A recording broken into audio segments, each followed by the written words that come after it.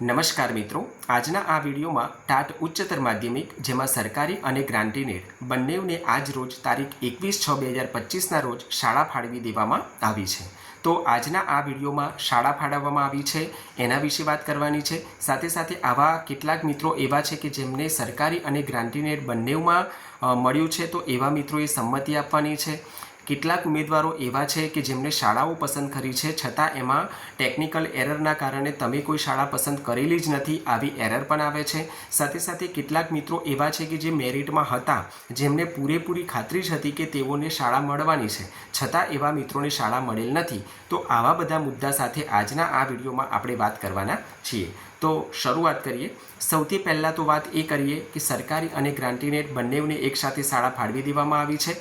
મોટાભાગના જે મિત્રો છે એમને શાળા મળી ગયેલ છે, પરંતુ જે કેટલાક ઉમેદવારો એવા છે બરાબર, જે મધ્યમ કક્ષાનું મેરિટ અથવા નીચેનું જે મેરિટવાળા જે ઉમેદવારો છે, એવા બધા ઉમેદવારોને પૂરેપૂરી ખાતરી જ હતી કે તેમને શાળા મળશે જ બરાબર છે, છતાં એમને શાળા મળેલી નથી। આવા જે મિત્રો છે એવા મિત્રોને જ્યારે એ લોગિન થતા હશે અને જ્યારે સ્કૂલ એલોગેશન લિસ્ટ ઉપર એ લોકો ક્લિક કરતા હશે ત્યારે એમને આવી કંઈક એરર આવતી હશે, જેમ કે આપે આપેલી શાળા પસંદગી પૈકી મેરિટ કમ પ્રેફરન્સના ધોરણે આપને કોઈ પણ શાળા ફળવાયેલ નથી બરાબર। બીજા કેટલાક મિત્રો એવા પણ છે કે જેમને પણ શાળા મળવાની જ હતી, છતાં એમને એવી એરર આવે છે કે તમે કોઈ શાળા પસંદ કરેલી નથી। તો આજે તમે કોઈ શાળા પસંદ કરેલી નથી એવા જે મિત્રો છે એવાઓને ટેકનિકલ ઇસ્યુ હોઈ શકે છે।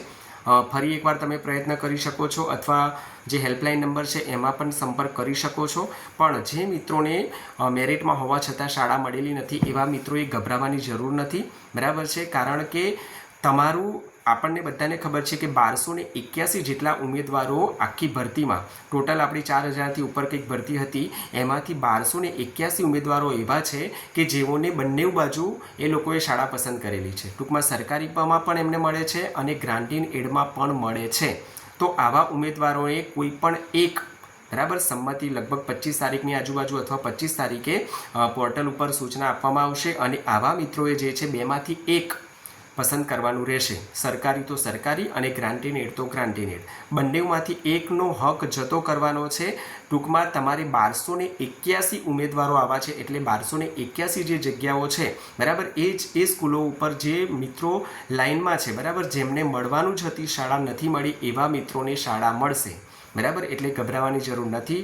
જે મિત્રોને મળવાનું છે એમને મેરિટની ગણતરી કરી હશે, એવા મેરિટમાં આવતા જ હશે એવા ઉમેદવારોને 100% શાળા મળશે બરાબર। એટલે 27 તારીખે પૂરેપૂરું પિક્ચર ખબર પડી જશે બરાબર। હવે ઘણા ઉમેદવારો એવા છે કે સંમતિ આપશે, કેટલાક ઉમેદવારો એવા હશે કે મારે તો સંમતિ આપવી જ નથી બરાબર, મારું તો મેરિટ વધારે છે, તો હું તો મને જે છેલ્લે ફાઇનલ ગમે તેમાં જ લઈશ એમ, આવું જે વિચારીને બેઠા હશે એ લોકો જો સંમતિ નહીં આપે તો એવા મિત્રોને ભરતી બોર્ડ દ્વારા આપોઆપ કોઈ પણ એક તક એમની ટૂંકમાં છીનવી લેવામાં આવશે અને ભરતી બોર્ડ દ્વારા કોઈ પણ એક સરકારી કાં તો ગ્રાન્ટીનેડ જે આવતું હશે એ એમને આપી દેવામાં આવશે। એટલે કેટલાક ઉમેદવારો જો આવું વિચારતા હોય તો એ વિચાર મનમાંથી કાઢી લેવો। સાથે સાથે 27 તારીખે ફાઇનલ શાળા પસંદગી આપી દેવામાં આવશે ત્યારે પૂરેપૂરું પિક્ચર જે છે આપણને ખબર પડી જશે બરાબર છે। એટલે 27 તારીખ સુધી હજુ બધાએ વેઇટ કરવાનો છે કે શું થશે અને ત્યાર પછી આપણને પાકી માહિતી ખબર પડી શકે છે। ઉદાહરણ તરીકે હમણાં જે આપણે વાત કરી કે 1281 ઉમેદવારો એવા છે, હવે સમજો કે ગુજરાતી વિષય એવો છે કે જેમાં 100 જગ્યાઓ સરકારીની છે, ત્યાર પછી ઇતિહાસ વિષયની વાત કરી કે 50 જગ્યાઓ છે, અર્થશાસ્ત્રમાં 150 જગ્યાઓ છે। તો આવા જે ઉમેદવારો હાઈ મેરિટવાળા છે એવા ઘણા ઉમેદવારોને સરકારીમાં પણ મળ્યું છે અને ગ્રાન્ટીનેડની શાળાઓ પસંદગી કરી છે તો ગ્રાન્ટીનેડમાં પણ મળ્યું છે બરાબર, જેના કારણે આ પરેશાની ઊભી થઈ છે। એટલે કેટલાક ઘણા બધા લોકોએ નક્કી જ કર્યું છે કે મારે સરકારીમાં લેવાનું છે, છતાં આવા મિત્રોએ જો ગ્રાન્ટેડની શાળાઓ પસંદ કરી છે એના લીધે આ પરિસ્થિતિ ઊભી થઈ છે બરાબર। આવા મિત્રો કદાચ આ વસ્તુ સાંભળતા હશે તો કદાચ એમને થતું હશે કે અમારે તો મેરિટ વધારે છે એટલે અમે ગમે તે કરી શકીએ, પણ ભાઈ આપણે શિક્ષક બનવા જઈએ છીએ, આપણે ક્લિયર જ પહેલેથી કેમ નથી થઈ જતા કે મારે સરકારીમાં લેવું છે તો સરકારીની જ પસંદ કરું, પછી ગ્રાન્ટેડની ભલે ને જે થવાનું હોય થાય, મારે ગ્રાન્ટેડમાં લેવું છે તો પછી સરકારીની નથી પસંદ કરવી બરાબર। ભરતી પ્રક્રિયા લેટ ઘણી બધી થતી હોય છે ત્યારે કેટલીક વાર આપણે પણ એના જવાબદાર હોતા હોઈએ છીએ. એટલે ઘણાને કદાચ ખોટું લાગશે, બરાબર છે, અંદરો અંદર મરચાં લાગશે, પણ એવા ઉમેદવારોએ ખાસ આ વસ્તુને સમજવાની જરૂર છે, બરાબર છે. એટલે ક્યારેક ક્યારેક સરકાર એકલી જવાબદાર નથી હોતી, આપણે પણ જવાબદાર હોઈએ છીએ.